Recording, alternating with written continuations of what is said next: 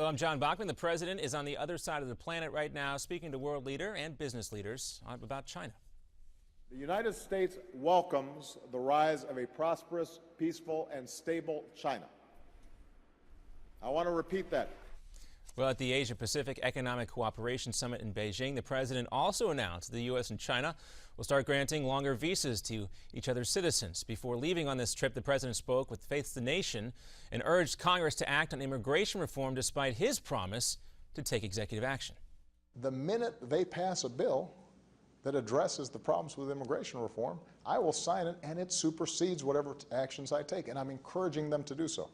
But Senator Mitch McConnell, the next Senate Majority Leader, says any executive action will be like waving that red flag in front of a bull. I don't know if he's the bull or Congress is the bull. Version 2 of the Obamacare website is now open. Enrollment for new plans does not go live until Saturday, but you can go window shopping now for new insurance plans at healthcare.gov. This advanced look is one of several changes put in place after the site's crash-prone introduction last year. And America is under attack virtually every second of the day, and it's not from guns and bombs, it's from keyboards and hackers. From 2009 to 2013, the number of cyber attacks on federal networks jumped 70% to nearly 50,000. And the Department of Homeland Security's Cyber Fighting Center says the avenues for attack are growing.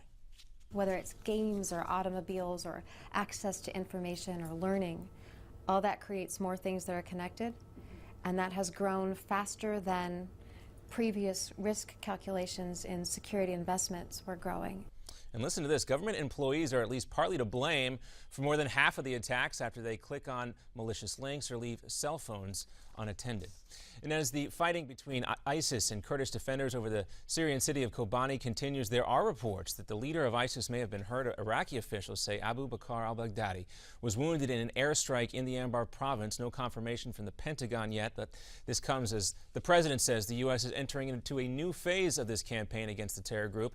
1,500 American troops are being sent in to help train Iraqi forces. And negotiations to get 2 Americans out of North Korean prisons did not include any talks on North Korea's nuclear program. At least that's what the president is saying now, a couple of days after Kenneth Bae and Matthew Miller were did safely return home. Bae had been held in North Korea for 2 years, Miller about 7 months. Both were released after the president's National Intelligence Director, James Clapper, went to North Korea.